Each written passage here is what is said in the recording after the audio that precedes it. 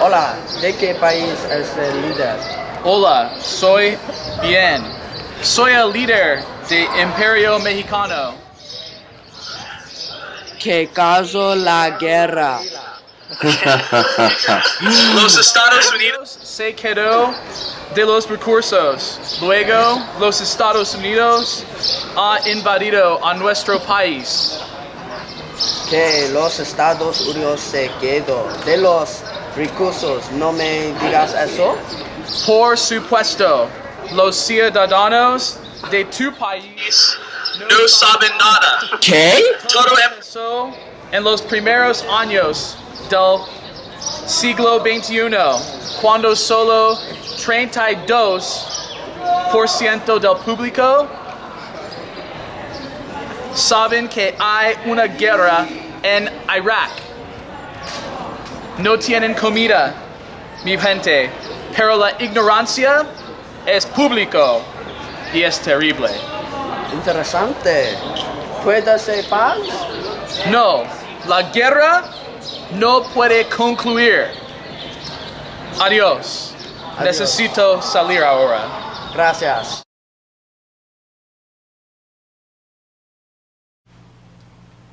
The censorship and control of distribution of knowledge has been a tool used by many hierarchical societies throughout history.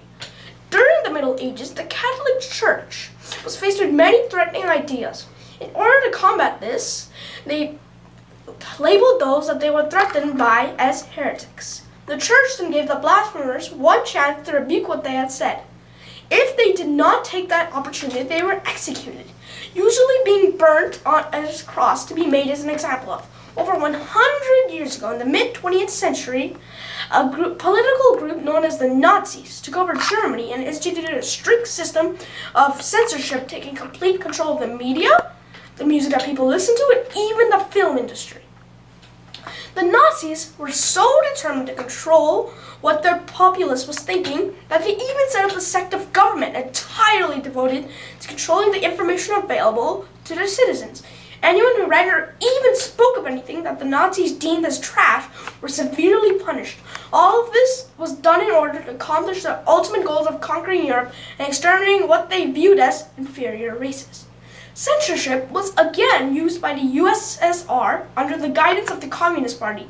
Just like the Nazi Party, all information available was strictly censored. If anyone was found with restricted material of any sort, they would have been thrown in labor camps, where millions worked until they dropped dead. The burning of books in our present day society is no different than any other tyrannical attempts to bring citizens under complete control so that a few top elite can prosper.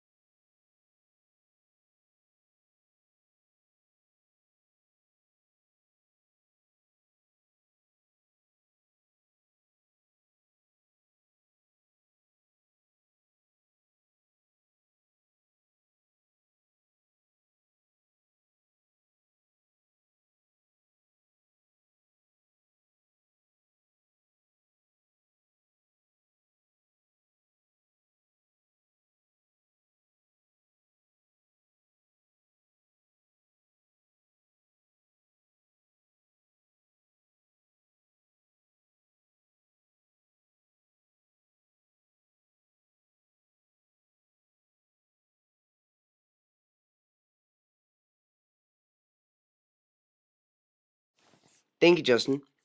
One of the major problems is that the human population has a great impact on our surrounding worlds. According to Professor Paul R. Ehrlich, the human species has 10 times the effect on our world as all the other species on the planet put together. This brings me to my main point, how the human population is using the Earth's resources at a faster rate than possible. Let us examine the logistic growth equation. Basically, it is saying that the rate of growth of a population is based on whether or not the current population is greater than or less than the current carrying capacity K.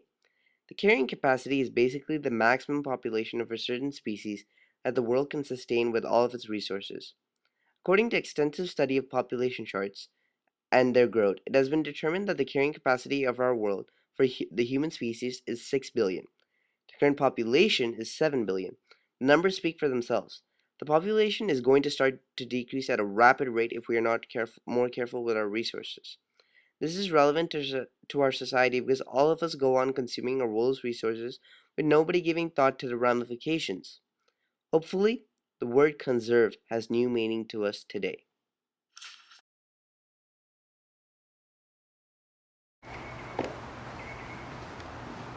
Hey! I'm gonna jump!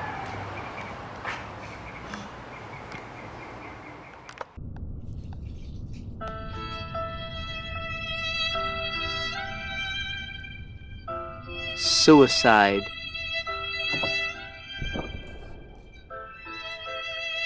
An ever present component of our society. But fear not, your government is here to tell you something very important.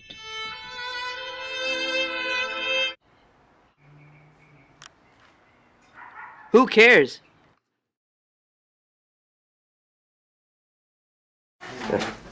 Suicide is one of the greatest tragedies imaginable for a victim and their loved ones. Each year, suicide claims approximately 30,000 lives in the United States, which makes it responsible for slightly more than 1% of the deaths in America. Suicidal thoughts and behaviors are a psychiatric emergency requiring immediate intervention to prevent a disastrous event. It is the most common psychiatric emergency, with close to 1 million Americans receiving treatment for suicidal thoughts, behaviors, or attempts on a yearly basis. That is a vast number of Americans in need of help and comforting. So, who is responsible? Who is at risk for suicide? The single biggest risk factor for suicide is a prior history of suicidal thoughts and attempts. Over 90% of the people who have committed suicide have been diagnosed with mental illnesses. As thousands of suicides occur every year in the United States, it leaves families with broken hearts and lost hope. In the wake of a loved one's, it is families, in the wake of one loved by death suicide, families often disintegrate, unable to deal with the intense grief and difficult, painful, and often unanswerable question of why did this happen to them. For every suicide, it is estimated that at least 6 people are affected. These include family members, co-workers, neighbors, classmates, and close family members. Beyond grief and the fruitless search for answers, survivors and suicide also grapple with crippling emotions. Suicides are one of the many events that leave families in the chaos and despair. In the worst cases, it can develop into the breaking of families due to the heartbreak. Thank you.